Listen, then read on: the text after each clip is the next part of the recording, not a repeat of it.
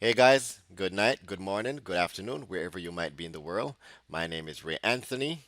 And I'm Sabrina, and tonight we're going to be giving you an update on the currency pairs that we analyzed last Sunday.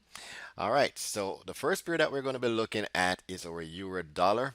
We did indicate from last week or from this past Sunday that we are in a downtrend, but we're waiting on a pullback in order to go short. So because we're waiting on a pullback in the market, we would go down to a lower time frame to better analyze the market.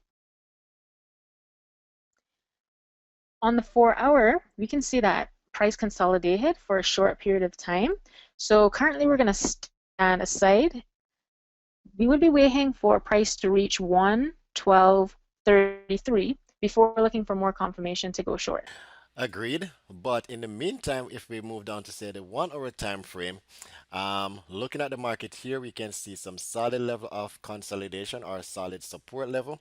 And if we get a break above this level of resistance, we could take a short-term trade to the upside if we get a break above 111 or let's say 112. If we get a break above, sorry, 111.70, then we could look for a short-term trade into the upside, and then at that point we'd be actually be able to go short. So we're technically playing both sides of the fence on this trade.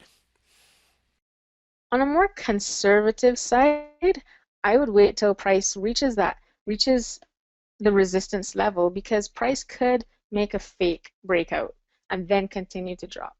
And I also agree with that. So if we are going to trade to the upside, again, this is a little bit more on the risky side because we are trading against the major trend to the downside. However, this would be a logical reason to go long. Nevertheless, we are the bias of the market is still to the downside. So with that said, let's move on to the next trade, um, New Zealand USD. All right, currently on the New Zealand dollar, we can see some level of consolidation at the moment, where price has been caught between this range of resistance and support in the market. We did mention from Sunday that our trade bias was to the downside, and we were expecting a pullback into previous level of support, which is now acting as resistance. So our trade bias is still to the downside. However, we'd wait on a break below this level of support before going short into 7100 support level. On Sunday, we made a call on the US yen to go long. As you can see, that did occur. If you had entered that trade, you would be in profit of over 160 pips. However, if you did miss this trade, we could go down to lower time frames to enter on a pullback.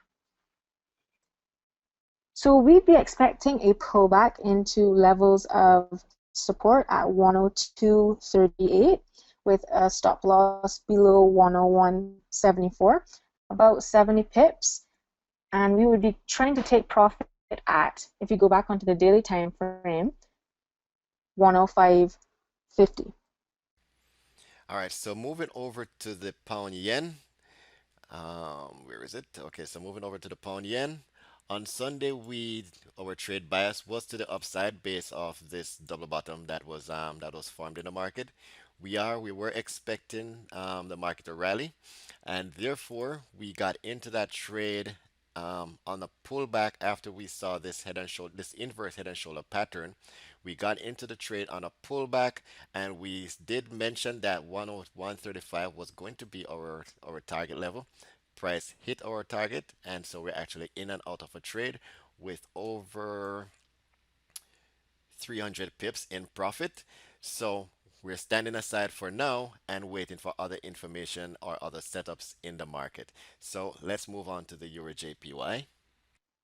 On the euro yen, last Sunday, we called that if price broke above 114, this would be a potential to go long. So as we can see, the market did rally after it broke that level, and we were targeting levels of 116.50.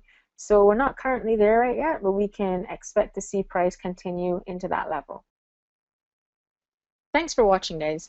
If you like our channel, feel free to subscribe for future notifications on upcoming videos. If you have any questions about our analysis or topics you'd like to be discussed, kindly leave us a comment below. Happy trading!